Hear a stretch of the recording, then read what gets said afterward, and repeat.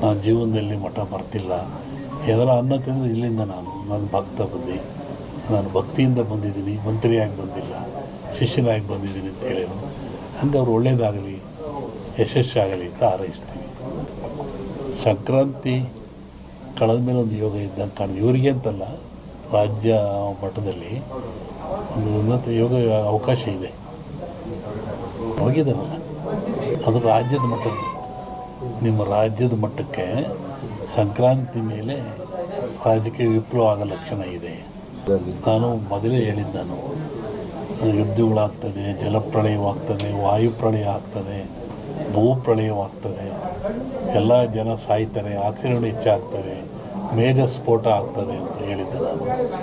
ಇನ್ನೂ ಒಂದು ಮೇಘ ಸ್ಫೋಟ ಆಗೋದ್ರಿದೆ,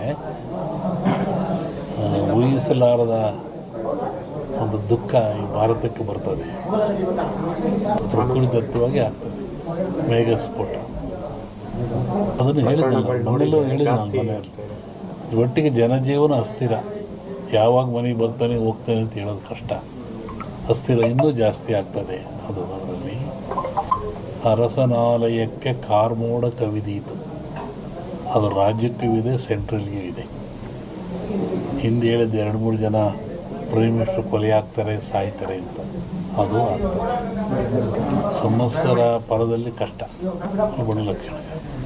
ದ್ವೇಷ, ಅಸೂಯೆ, ಈ ಮಧ್ಯೆ ಒಂದಿಬ್ಬರು ಬಲಿ ಆಗ್ತಾರೆ. ಹೇಳಿದ್ದಲ್ಲ, ಸಂಕ್ರಾಂತಿ ಮೇಲೆ ವಿಪ್ಲವ ಆಗೋ ಲಕ್ಷಣ ಇದೆ. ಇಲ್ಲ ಸರ್, ಸಿದ್ದರಾಮಯ್ಯಗೆ ತೊಂದರೆ ಇಲ್ಲ. ಮೂಡ ಬರುತ್ತೆ, ಮೂಡ ಹೋಗುತ್ತೆ ಅಷ್ಟೆ. ಏನು ಆಶೀರ್ವಾದ ಬಂದರೆ ಆಶೀರ್ವಾದ ಆಗ್ತದೆ. ಜಗತ್ತಿನ ಸುದ್ದಿ ಈಗಲೂ ಇದೆ. ಅವಾಗ ಸಂಕ್ರಾಂತಿ ಒಳಗೆ ಮೇಘ ಸ್ಫೋಟ ಅನ್ನಲ್ಲ, ರಾಜಕೀಯ ವಿಪ್ಲವ, ಇನ್ನೊಂದು ಸತಿ ಥರ ಆಕ್ಸಿಡೆಂಟು ಆಗೋ ಲಕ್ಷಣ ಇದೆ. ಅದು ಹೇಳಿದೆ, ಫ್ಲೋಟ್ ಮೇಘ ವಾಯು ಫ್ಲೈಟ್ದೆಲ್ಲ ಹೇಳಿದ್ದಲ್ಲ, ಫ್ಲೈಟ್ ಬಿತ್ತು, ಜನ ಸಾಯ್ತಾರೆ, ಮರಣ ಆಗ್ತದೆ, ಜಲಪ್ರಳಯವಾಗ್ತದೆ, ಸಮುದ್ರದಲ್ಲಿ ಆಗ್ತದೆ ಎಲ್ಲ ಹೇಳಿದ್ದಲ್ಲ, ಆಗ್ತದೆ. ಇನ್ನೊಂದು ಶ್ರಾವಣದಲ್ಲಿ ಹೇಳ್ತೀನಿ, ಜನವರಿ ಒಳಗೆ ಒಂದು ದೊಡ್ಡ ಆಘಾತ ಆಗೋ ಲಕ್ಷಣ ಇದೆ ಇಂಡಿಯಾಕ್ಕೆ. ಸೂಳೆಯ ಮಗನುಟ್ಟಿ, ಇದನ್ನು ಇಟ್ಕೊಂಡಿರಿ, ಪರಿಹಾರ ಮುಂದೆ ಹೇಳ್ತೀನಿ. ಸೂಳೆಯ ಮಗನುಟ್ಟಿ ಆಳುವನು ಮುನಿಪುರವ, ಯುದ್ಧವಿಲ್ಲದ ಮಡಿಯೇ ಪುರವಲ್ಲ ಕೂಡಾದೀತು. ಇದು ಹಾಕ್ರಿ, ಇದು ರಿಸಲ್ಟ್ ಹೇಳ್ತೀನಿ, ಆಮೇಲೆ ಬಿಡಿಸಿ ಹೇಳ್ತೀನಿ ಅದನ್ನು ಏನಂತ. ಇನ್ನೊಂದು, ಅಕಾಲದಲ್ಲಿ ಮಳೆ ಬಂದರೆ ಸಕಾಲದಲ್ಲಿ ಮಳೆಗೆ ತೊಂದರೆ ಆಗ್ತದೆ. ಮುಂದೆ ಬೇಕಾದಾಗ ಮಳೆ ಬರಲ್ಲ. ಈಗ ಬಂದುಬಿಡಿತಲ್ಲ, ಮುಂದೆ ಒಳ್ಳೆ ಬಿತ್ತನೆ ಕಾಲ, ಬೆಳೆ ಕಾಲ, ಬೇಕಾದಾಗ ಬರಲ್ಲ.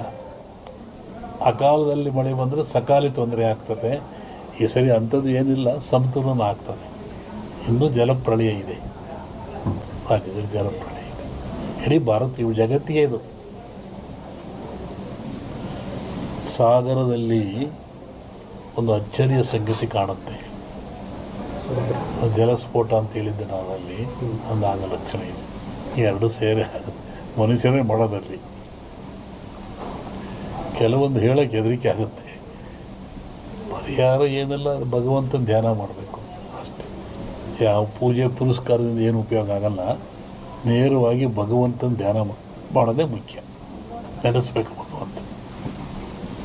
ಸೂಳೆಯ ಮಗನುಟ್ಟಿ ಆಳುವನು ಮುನಿಪುರವ, ಯುದ್ಧವಿಲ್ಲದ ಮಡಿಯೇ ಪುರವಲ್ಲ ಕೂಳಾದೀತು. ವಿಷ್ಣು ವಾಮಾವತಾರದಲ್ಲಿ ವಾಮನ ಭೂಮಿ ಕೇಳಿದ, 3 ಅಡಿ ಭೂಮಿ ಕೇಳಿದ, ಎಲ್ಲ ಉಳಿತು. ಅಮೇರಿಕಾ ದೇಶದಲ್ಲಿ ಅಲ್ಲೇ ತುಳಿದವನ್ನ ವಾಮನ ವಿಷ್ಣು ವಾಮಾವತಾರದಲ್ಲಿ ಬಲಿಯ. ಅದನ್ನು ಮುನಿಪುರ ಅಂತ ಕರೆದರು. ಇಂಡಿ ಹಿಸ್ಟ್ರಿ ಒಳಗೆ ಅಮೇರಿಕವನ್ನು ಮುನಿಗೆ ದಾನ ಕೊಟ್ಬಿಟ್ನಲ್ಲ ಅವನು, ವಾಮನಿಗೆ ದಾನ ಕೊಟ್ಟನಲ್ಲಪ್ಪ, ಅದು ಮುನಿಪುರ ಅಂತ. ಯುದ್ಧವಿಲ್ಲದ ಮಡಿಯ ಪುರವಲ್ಲ ಕೂಳಾದೀತು ಅಂತ. ಮುನಿಪುರ ಅಂದರೆ ಅಮೇರಿಕವನ್ನು ಮುನಿಪುರ ಅಂತ ಕರೀತಾರೆ. ಅದು ಅಮೇರಿಕ ಒಂದು ದೇಶದಾಗಿಲ್ಲ, ಎಲ್ಲರೂ ಸೇರ್ಕೊಂಡಿರೋದಲ್ಲಿ. ಶ್ರಾವಣದ ಮೇಲೆ ಹೇಳ್ತೀನಿ ಅದ್ರ ಬಗ್ಗೆ. ಹೇಳಿದ್ದೀನಿ, ಇನ್ನೂ ನೋಡ್ತಿರ್ಬೇಕಾರೆ. ಹಿಂದೆಲ್ಲ ಹೇಳಿದ್ನಲ್ಲ, ಮೊನ್ನೆ ಹೇಳಿದ ಕೆಲವು ಮುಳುಗ್ತವೆ ದೇಶಗಳು, ಕೆಲವು ಹೇಳ್ತವೆ, ಹೊಸ ರಾಜ್ಯಗಳು ಉತ್ಪತ್ತಿ ಆಗ್ತವೆ ಅಂತ ಮೊನ್ನೆ ಹೇಳಿದ್ದೆ ನಾನು. ಮತ್ತು ಮದ್ದಿಲ್ಲದ ಕಾಯಿಲೆ ಬರುತ್ತೆ, 5 ವರ್ಷ ಇರುತ್ತೆ ಕಾಯಿಲೆ ಅದು. ಮತ್ತು ಕೊರೋನಾ ಬಂತು, ಇದು ಇನ್ನೊಂದು ರೂಪವನ್ನು ತಾಳುತ್ತೆ. ಆದರೆ ಸಾವು ನೋವು ಕಮ್ಮಿ, ಕಾಯಿಲೆ ಮಾತ್ರ ಈ ಸಂವತ್ಸರದಲ್ಲಿದೆ. ಹೊಸ ರೋಗ ಉತ್ಪತ್ತಿಯಾಗಿ ಉಸಿರಿಗೆ ಸಂಬಂಧಪಟ್ಟದ್ದು ಜನ ಆ ಥರ ಸಾಯ್ತಾರೆ. ಆಗ ಭೂಮಿ ಹೇಳಿದ, ಭೂಮಿ ಗುಡ್ಡ ಬಿಡಿ ಉಳ್ತವೆ ಅಂತ ಹೇಳಿದ್ದು ನಾನು. ಬೆರೆಯುತ್ತೆ, ಉಳುತ್ತವೆ, ಸಮುದ್ರ ಜಲಬಾಧೆ ಜನ ಸಾಯ್ತಾರೆ ನಮ್ಮನ್ನು ಹೇಳಿದ್ನಲ್ಲ, ಅದೆಲ್ಲ ನಡೀತಾ ಇದ್ದಾರೆ, ಇನ್ನೂ ಇದೆ ಅದು.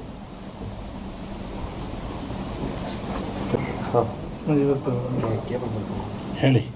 ಸಚಿವರು ಭೇಟಿ ಕೊಟ್ಟವರು ಕೇಂದ್ರ ಸಚಿವರಾದ್ಮೇಲೆ ಅವರು ಸೋಮಣ್ಣವರು ಸುಮಾರು 30-40 ವರ್ಷಗಳಿಂದ ಇಲ್ಲಿಗೆ ಬರ್ತಾ ಇದ್ದಾರೆ. ಅವರು ಏನೂ ಅಧಿಕಾರದಲ್ಲೇ ಇದ್ದಾಗ, ಜನತಾ ಬಜಾರ್ನಲ್ಲಿ ಕೆಲಸ ಮಾಡ್ತಿದ್ದಾಗ ಇಲ್ಲೇ ಬಂದು ಉಳ್ಕೊಂಡು ಹೋಗ್ತಾಯಿದ್ರು. ಅವಾಗಿನಿಂದ ಮಠದ ಮೇಲೆ ಭಕ್ತಿಯಿಂದ ನಡ್ಕೊಳ್ತಾ ಇದ್ದಾರೆ.